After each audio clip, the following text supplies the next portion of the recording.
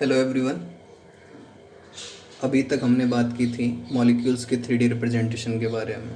ठीक है, अब हम बात करने जा रहे हैं सिमेट्री एलिमेंट के बारे में। सिमेट्री एलिमेंट के बारे में बात करना इसलिए ज़रूरी है क्योंकि जब हमें इसका आइडिया होगा सिमेट्री एलिमेंट्स का, तब हम बता पाएंगे कि मॉलिक्यूल डाइसिमेट्रिक है, एसिमेट्रिक है, ऑप्टिकली एक्टिव है, नहीं है, इन सब बातों के बारे में।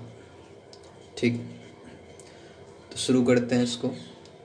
तो इसमें सिमेट्रिक एलिमेंट्स में सबसे पहले हम बात करते हैं एक्सेस ऑफ सिमेट्री की। ठीक है, इसे प्रॉपर एक्सेस ऑफ सिमेट्री भी कहते हैं। Proper axis of symmetry, PAOS, इस तरीके से भी कहीं कहीं शॉर्ट नेम अपन यूज करते हैं। ठीक है, अब ये है क्या, इसके लिए अपन देखते हैं। सबसे पहले वाटर मॉलिक्यूल से समझने की कोशिश करते हैं। ठीक है, वाटर मॉलिक्यूल से समझने की कोशिश करते हैं। ये क्या है, हमारा H2O है, ये ऑक्सीजन है, ये एक हाइड्रोजन, ये दूसरा हाइड्रोजन। ठीक है, ये H1, मैं इसको H1 नाम दे रहा हूँ, ये H2। ठीक, ये H1 है जो मेरे लेफ्ट हैंड की तरफ है, और जो राइट हैंड की तरफ है वो H2 नाम दे रहा हूँ। ठीक है, ये कोई इमेजिनरी एक्सिस है, ये कोई इमेजिनरी एक्सिस है। अगर मैं इसके अराउंड रोटेशन करूं, इस इमेजिनरी एक्सिस के अराउंड रोटेशन करूं इसका, वाटर मॉलिक्यूल का, तो कैसे होगा, कुछ इस तरीके से हो चुका होगा रोटेशन। ठीक है, कुछ इस तरीके से हो चुका है। तो मेरे को बताओ अभी कि पहले जो ओरिएंटेशन था, पहले किस तरीके से थे, इस तरीके से थे। ये यहाँ पे ऑक्सीजन है, यहाँ पे H2 है, ये H1 है, पहले इस तरीके से थे। अब मैंने इसके अराउंड रोटेशन किया, इसके अराउंड रोटेशन किया, तो एक चीज़ ऑब्जर्व करो कि रोटेशन हुआ किधर से। रोटेशन हुआ इसका जो परपेंडिकुलर प्लेन है, ये जो इमेजिनरी एक्सिस लिया, मान लिया मैंने, ये कौन सी एक्सिस है, ये कोई जेड एक्सिस है। ठीक है, कोई इमेजिनरी एक्सिस है ये जेड, तो यहाँ से पार हो रही है इस तरीके से। ठीक है, और हमेशा याद रखना रोटेशन किधर करना है, इसके परपेंडिकुलर प्लेन में। परपेंडिकुलर प्लेन क्या है, अगर ये जेड है, ठीक है, मैं इसको एक्स मानता हूँ और मैं इसको बाई मान रहा हूँ, हमेशा याद रखना। तुम चाहो तो इनको x मान लो, इसको y मान लो, तुम इसको x मान लो, कैसे भी मानो, ये अपनी हर एक की अपनी अपनी कन्वीनियंस है। ठीक है, ये है z, ये है x, ये है y। ठीक है, अगर मैं इसको z को इमेजिनरी एक्सिस मान रहा हूँ, तो मैंने रोटेशन किधर करना है, जो परपेंडिकुलर प्लेन है। और परपेंडिकुलर प्लेन क्या है, जो XY प्लेन है। ठीक है, ये जो XY प्लेन है ये है परपेंडिकुलर प्लेन। तो मैंने क्या किया, इसको सेम ऐसे ही ऐसे इसके परपेंडिकुलर XY प्लेन में ही, इस प्लेन में ही तो रोटेट किया मैंने।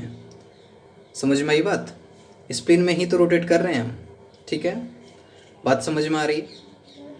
अब अगर मैं इसको, ये अगर x ले रखा है मैंने, अगर x एक्सेस के अराउंड मेरे को रोटेट करना है, तो परपेंडिकुलर क्या हो गया, इधर ये YZ प्लेन हो गया। ठीक है, तो मैं रोटेट कैसे करूँगा, इस तरीके से इस प्लेन में रोटेट करूँगा। अगर मैंने ये बाई ले रखा है एक्सेस, इसके अराउंड रोटेशन करना है, तो किस में करूँगा, इसके परपेंडिकुलर प्लेन क्या है, XZ प्लेन है। ठीक है, इसमें रोटेट करूँगा मैं इसको। समझ में आ रही है बात, तो मैं कुछ इस तरीके से रोटेट कर चुका होता है इसको। तो ऐसे करके अपने को रोटेट करना है। अभी किसकी बात कर रहे हैं हम, जेड एक्सिस की, जो इमेजिनरी एक्सिस है जेड एक्सिस, इसके परपेंडिकुलर प्लेन में अपन ने रोटेट किया इसको। ठीक है, क्या हम पहले वाली और इस स्ट्रक्चर को डिस्टिंग्विश कर पा रहे हैं।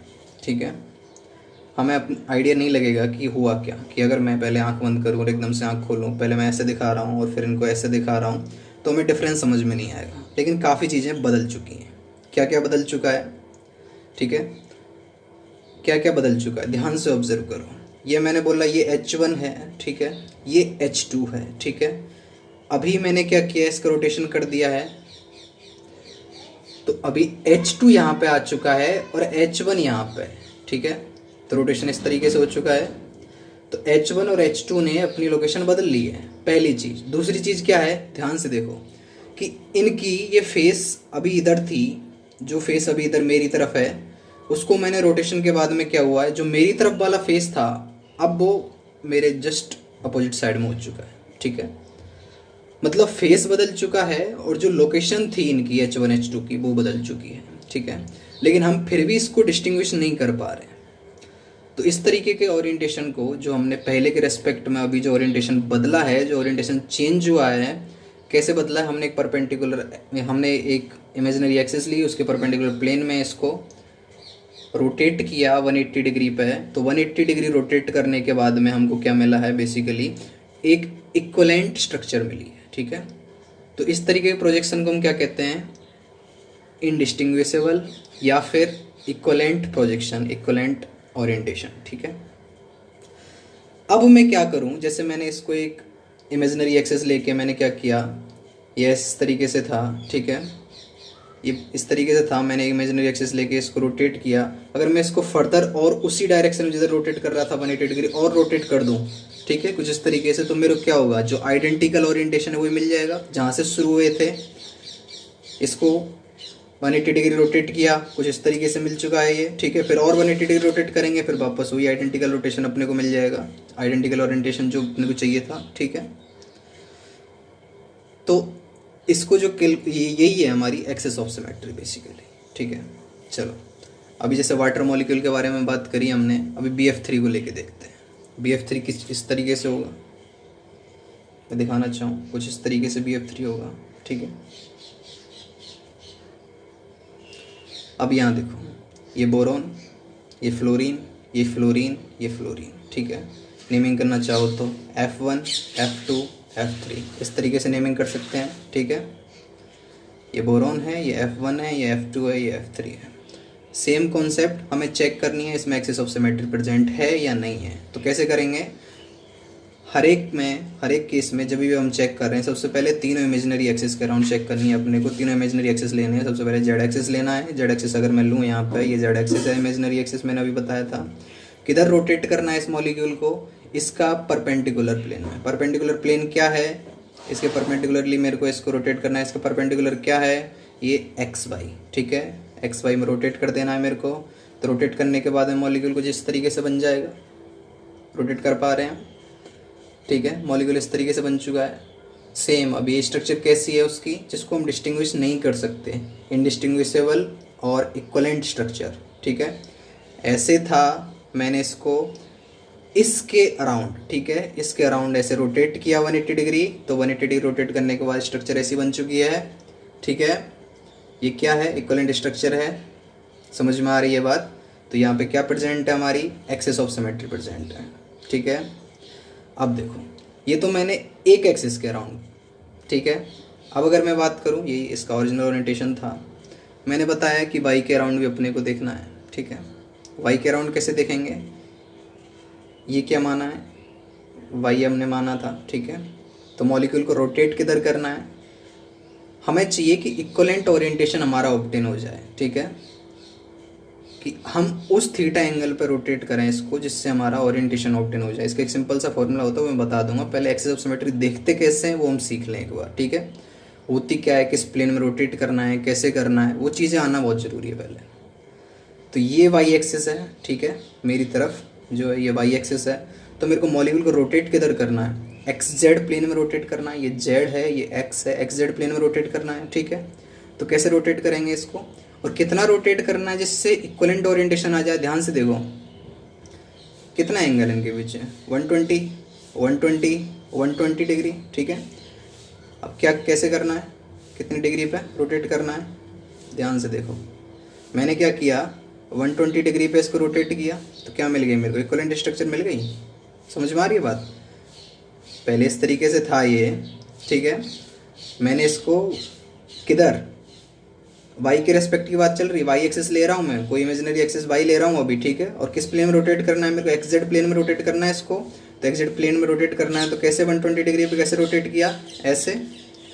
तो बन क्या गया हमारा, वही इक्वलेंट स्ट्रक्चर मिल गई अपने को, मतलब एक्सिस ऑफ सिमेट्री इसमें प्रेजेंट है। अब ये एक्सिस ऑफ सिमेट्री उससे अभी जो जेड के राउंड जेड के लॉन्ग हमने देखी थी उससे कैसे डिफरेंट है, कितनी डिफरेंट है। वो क्या थी, उसमें कितनी डिग्री रोटेट करना पड़ा था अपने को, जेड के एक्सिस से बात कर रहे हैं हम, जेड के रेस्पेक्ट में कितना डिग्री रोटेट करना पड़ा था, पूरा 180 डिग्री, ठीक है। अभी यहाँ पे कितना रोटेट करना पड़ रहा है अपने को, ठीक है। ये वाई लिया है मैंने, कितना रोटेट करना पड़ा इक्वलेंट स्ट्रक्चर मिलने के लिए अपने को, 120 डिग्री, ठीक है। फिर और 120 रोटेट किया, फिर वापस इस तरीके से चलता रहेगा, ठीक है। तो 3 फोल्ड में जाके हमारी वापस जो आइडेंटिकल स्ट्रक्चर है वो अपने को ऑब्टेन हो जाएगी। समझ में आई बात। और अगर हमें इसी को भी चेक करना है कि एक्स के अराउंड भी हमें कोई एक्सिस ऑफ सिमेट्री मिल सकती है क्या, तो कैसे चेक करेंगे? तो एक्स एक्सिस लिया अपन ने, ठीक है, ये एक्स एक्सिस है, ठीक है, इसका परपेंडिकुलर क्या है? ये वाई जेड। समझ में आ रही है बात? ये वाई है, ये जेड था, ठीक है, तो ये वाई जेड है, इसमें रोटेट करना पड़ेगा। समझ में आ रही है? इस प्लेन में अपने को रोटेट करना पड़ेगा इस स्ट्रक्चर को। तो इसमें रोटेट करके देखें कुछ मिल पा रहा है अपने को? नहीं मिल पा रहा। ये एक्स है, एक्स एक्सिस है, ये परपेंडिकुलर प्लेन है, ठीक है, वाई जेड है। जैसे हमने क्या किया था, अभी इसको बाई माना था तो एक्स जेड था, तो हमने ऐसे रोटेट किया, ठीक है। अभी कैसे रोटेट करना पड़ेगा इसको? समझ में आ रही है बात? ये मॉलिक्यूल है तो इस प्लेन में रोटेट कर दो इसे, ठीक। इस परपेंडिकुलर प्लेन में अगर मैं इसे रोटेट करके देखूं तो देखो इसको रोटेट करके हमें इक्विवेलेंट स्ट्रक्चर मिल पा रही है, ठीक है। उसी तरीके से जैसे बाई के अराउंड रोटेट किया था, तो ऐसे करके हम, और इसका एक सिंपल सा फॉर्मूला होता है जिसके थ्रू हम इनको कैलकुलेट कर पाते हैं कि इसमें कौन कौन सी एक्सिस ऑफ सिमेट्री हैं, ठीक है। और हम इनको चेक करना है हर एक एक्सिस के अराउंड। समझ में आई बात? और दूसरी बात क्या है, कई बार ऐसा नहीं है कि सिर्फ एक्सिस के अराउंड अपने को चेक करना पड़े। कई बार अपन को हो सकता है कि जो बीच में से इस तरीके से भी ओरिएंटेशन लेना पड़ सकता है, ठीक है, इसके अराउंड अगर सिमेट्री मिल पा रही हो अपने को। तो जैसे बहुत सारे परपेंडिकुलर स्ट्रक्चर होती हैं जिनमें 90 डिग्री का एंगल है बीच में और मॉलिक्यूल्स की सिमेट्री इस तरीके से है, ठीक है, बीच में, तो उनमें भी अपने को ध्यान से देखना है कि बीच में से कहीं ऐसा ना हो कि 45 डिग्री के एंगल पे। उनकी भी बात करेंगे हम आने वाले लेक्चर्स में, ठीक है। और तब तक देखते रहिए, ठीक है, थैंक यू।